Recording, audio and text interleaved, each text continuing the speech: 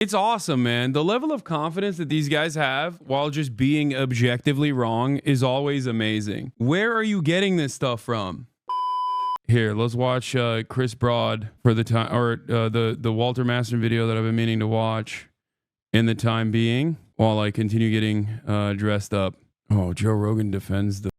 Who pays the tariffs? The Chinese government pays the tariff. No, they don't. Yes, they do. Here. The government that is manufacturing that product, I just want it to be even. Instead of us paying 400% of tariffs. How you doing? Hey, good. I don't want to. I'm an importer and exporter. Yeah.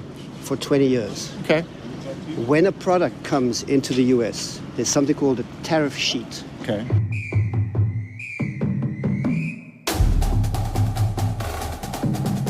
Look what Trump is talking about. He's eliminating the income tax and possibly going through tariffs. And people are so quick to... Who pays the tariffs? What? Who pays the tariffs? Foreign countries pay the tariffs. Okay. And let's talk about No, Ukraine. wait, we're talking about tariffs. So the product comes in from China, it gets on a ship, Right. and then it comes in, and I'm the American manufacturer. I'm going to use that stuff from China. Who paid the tariff on it? The Chinese government pays the tariff. No, they don't. Yes, they do. You're thinking because you're paying more for that product. Because the Chinese product that It's came going from- to be more expensive. It is. But look what's happening now, guys. You go to Europe. I travel to China often. I travel to Europe often. You don't see like a Buick in China, but you see these you see these BMWs, Audi, and all that. Why do you think? I really need you to understand is who is paying the tariff? He's wrong. The government that is... Buicks are popping in China.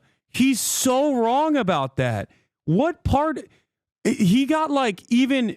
Dude. Once again, he got even like a super basic random thing wrong. Like Buicks are very popular in China. Buicks, I would say, are more popular in China than they are in America. This guy's out of his mind, dude. He's wrong. Manufacturing that product is all we're saying is this. Look, I just want it to be even. Instead of us paying 400% of tariffs. How you doing? Hey, good. I'm an importer and exporter. Yeah.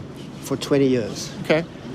When a product comes into the U.S., there's something called a tariff sheet. Okay. I, as the buyer of that product, follow U.S. law and pay the tariff. Some goods are tariff-free.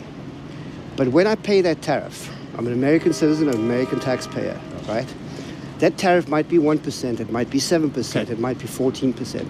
That means I'm a U.S. company, I pay that tariff to the U.S. government, and that increase in the cost of the product, I then sell to you for a higher price because I've got to cover that tariff. Then what about... There is then no... what do you say, then what do you say to no- the Europeans who allow us to not charge us as much tariffs as when our tariffs are higher when they go overseas as opposed to theirs Okay. coming here? So tariffs are never a zero-sum game. Tariffs are a tool. So, for example, Okay. you might say, you want to sell us your beans, right? Yeah. We are going to give you a low tariff if you buy our corn, Okay. right?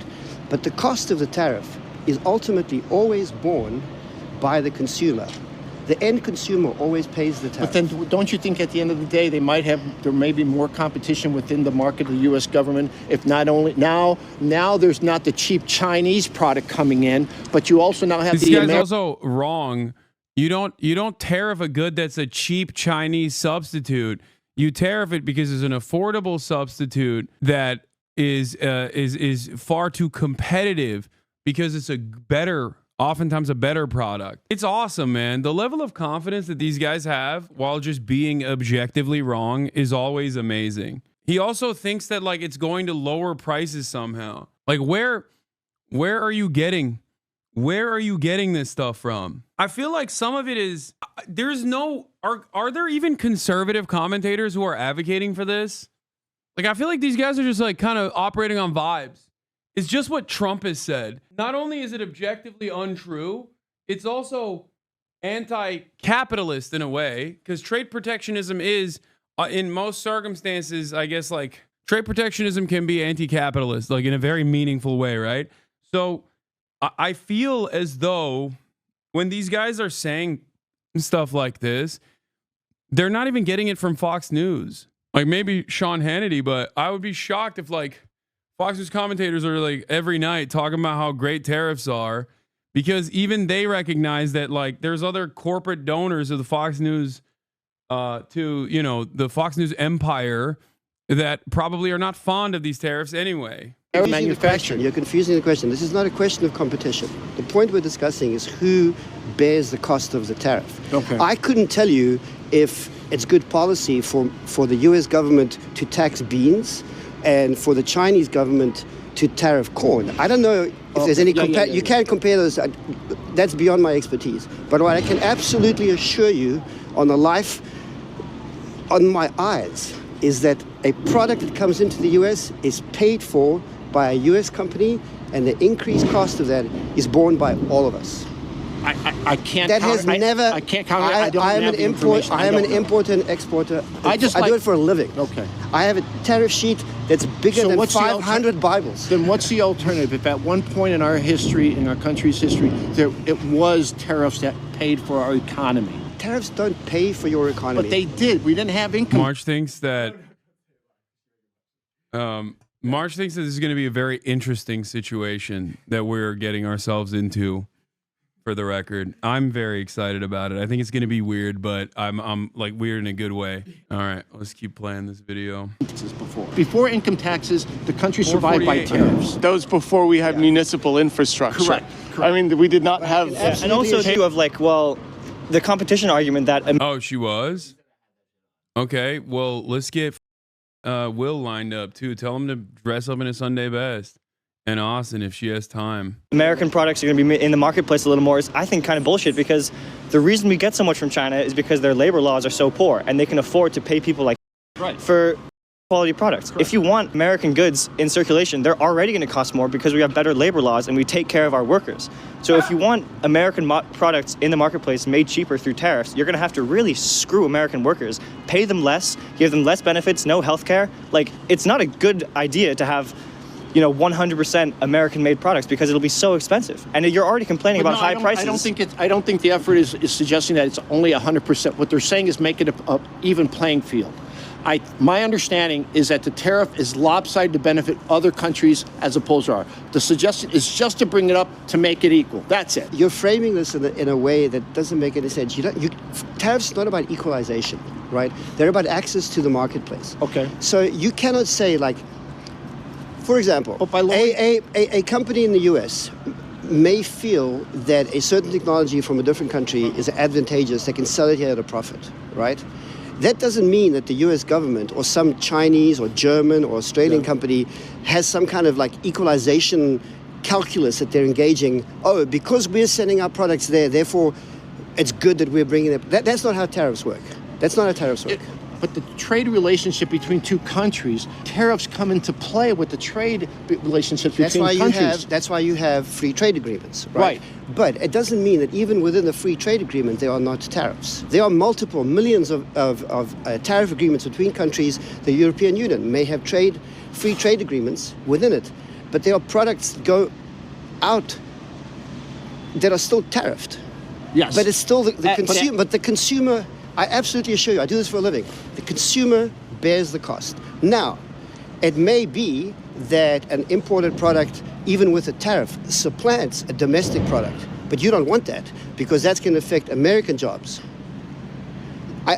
If there's one thing you should take away from this extended conversation is you are always paying the tariff. Me, you, everyone here is always paying the tariff. Fair enough. There is no economic reality in contradictions. I love that this video, which is like the most basic explainer of how tariffs work from an importer exporter that I guess happened to be there, or maybe Walter brought him in, has gotten 1.4 million views in 2 days. It is such a simple fact. It does not make any sense how people do not understand or recognize the simplest of facts. Okay, it's so strange. I have been talking about this non-stop, okay? And for some reason, there's no countering Republican propaganda. Okay? There's no countering the Republican propaganda. When Trump says this is the way it is, people just shut off their mind and go, that's the God King. He said it. So it must be the case. It is so stupid. Why are people like this? Why do they not operate?